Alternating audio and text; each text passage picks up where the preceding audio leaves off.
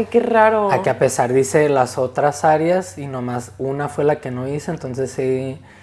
Seguramente fue la mejor, de que... Exactamente. Y es algo que me pasa desde antes de la carrera, o sea, desde que ya estaba yo tomando fotos.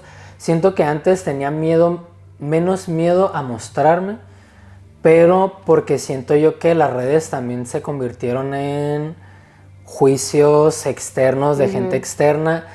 Antes, como la gente no se animaba tanto, o sea, me acuerdo yo que aquí en Mexicali pues éramos muy pocos los fotógrafos que hacíamos otro tipo de fotografía. Digo, obviamente existían de retrato, de boda, sociales, pero de así como más conceptuales, no tanto. Sí, como que éramos muy pocos, entonces... Ay, como si yo fuera de Mexicali, yo aquí opinando. Y tú éramos. Ni fotógrafo ni de Mexicali. Y diseñadores también justamente eran muy pocos, entonces siento yo que ahí, no sé, como que me valía mucho sacar las fotos, simplemente exponerlas, pero después como siento yo que se exigió también un cierto criterio para mostrar las fotos, cierta calidad, ciertos horarios, ciertos días para subir, o sea, ya se volvió todo como muy... Ya ni sé cuándo es bueno subir y no. Exactamente, o sea, ya mejor ni subo porque... Sí, ya de que no, pues ya. Ya se me fue la hora, ya se me fue el día, dije, pues ya, me espero un mes. Entonces siento yo que todo se volvió también muy... La palabra que busco es... Como muy estricto, siento. Sí, como... No militar, se me fue la palabra como muy... Bueno, si se me acuerdo que la pongo. La pondremos en edición. Pero sí, se volvió todo yo como sé que alguien muy... le está gritando ahí en su... Sí, alguien ya al externo dijo, es Alex. Pero sí, justamente como muy estricto, una forma como muy computarizada, pero a nivel mental, pues, o sea, como que tienes que hacer esto, subir esto, hacer esto, conseguir tantas vistas, tantos likes. Pero luego, ¿qué pasa si no los consigues? Y es que ¿por qué automatizar algo que es un proceso, pues, creativo? Y que es justamente energía, pues, o sea, ¿cómo quieres mover la energía de una manera mecánica cuando la energía, pues, tiene que fluir de manera natural? O sea, entonces no puedes, a través del pensamiento, decir como que, ok, es que esto me va a llevar al éxito. Ajá, pero pues que justo siento que regreso a lo mismo, ¿qué es bueno? ¿Qué es éxito? O sea, son cosas como tan arbitrarias que no tienen como un significado para todo mundo. Porque justo, tu canción favorita va a ser la canción que alguien la odia, y algo que tú hiciste que se te hace increíble a alguien se le va a hacer X, y algo que tú tienes ahí en tu computadora X que nadie ha visto, a alguien se le haría increíble. Y muchas cosas sí me han pasado así, de que alguien ve algo que hice, que lo subí así a regañadientes, de que no quería subirlo, pero dije, tengo que subir algo porque no lo he hecho en demasiado tiempo, y a alguien como que le llama demasiado la atención, o justo como que pasan sincronicidades bien padres, que una de las cosas que más me daba miedo a mostrar era como mi capacidad o mi deseo de hacer historias para niños o cuentos para niños, o en general material visual para niños, juegos, cartas, ajá, como que todo eso. Y justo era porque pues no era como que tuviera un cliente que me dijera de que haz este cuento, pero pues dije, ¿por qué no me invento yo mis cuentos y los subo a ver qué pasa? Que uno de los que subí, no lo inventé yo ni nada, pero se llamaba El gatito... Algo de un gatito, era algo de un gatito que tengo ahí pineado en mi... Aquí lo ponemos. Aquí lo ponemos. Lo tenía pineado ahí en mi Instagram. De hecho, ese día lo subí, estaba súper nerviosa, ¿por qué? No sé. Pero justo tuvimos junta del estudio, y fue cuando Giselle y tú me dijeron como de, justo vimos que subiste lo de los niños y te queremos proponer que hagas tal y tal y tal, como que cosas que avanzaran, tal vez en algo que no tenía nada que ver con diseño ni ilustración, pero que avanzaran como mi deseo de estar en medios que beneficiaran al crecimiento y el desarrollo de los niños. Y dije, qué loco.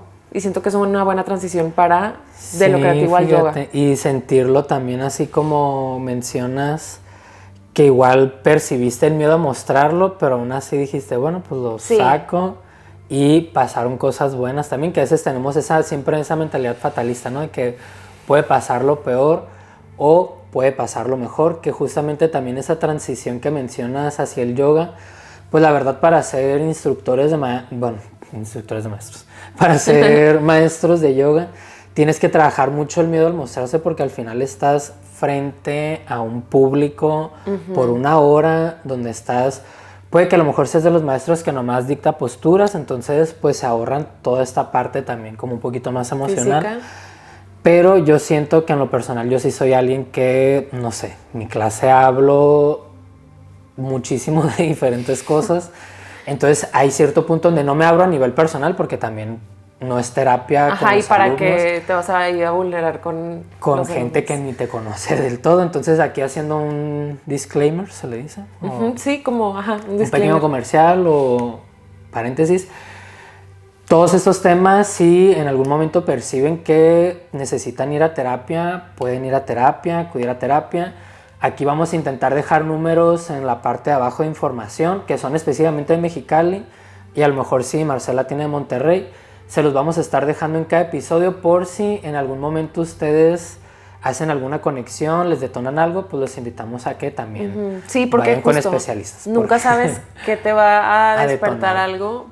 Porque siento que justo tú y yo platicando ahorita, yo como que desbloqueé varias cosas de las que quise hablar en el episodio.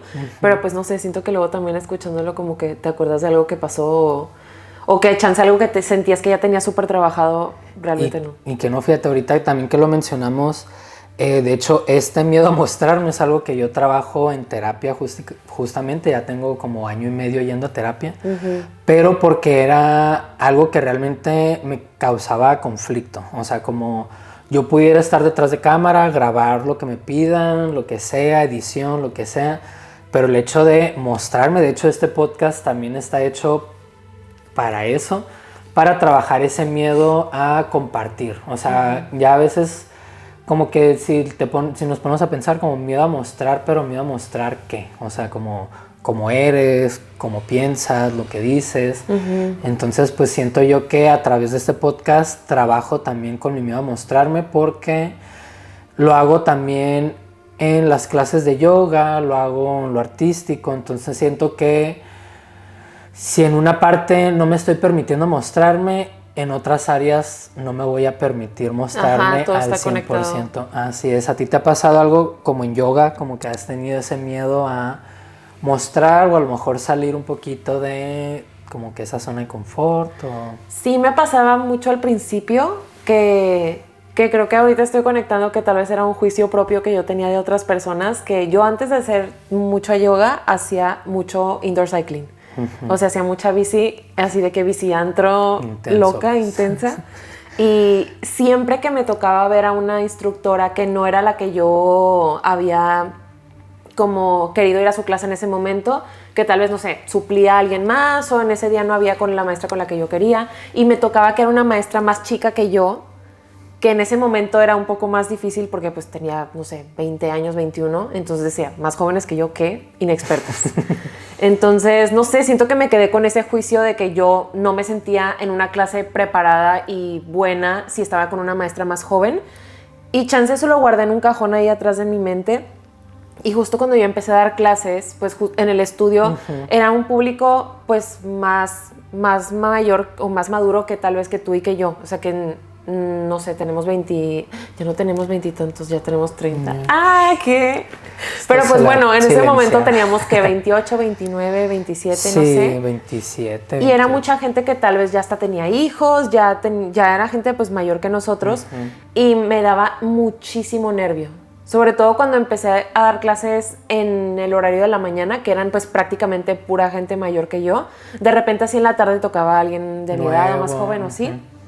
Pero a mí me daba miedo porque yo decía, van a pensar que qué hace esta chavilla morrilla aquí, no sabe, seguramente no sabe. Pero pues eran juicios que yo traía de antes de mis propios juicios a otras personas, y creo que por eso tal vez me ponía tan nerviosa. Como que te tensabas, ¿no? Ajá. Antes de iniciar.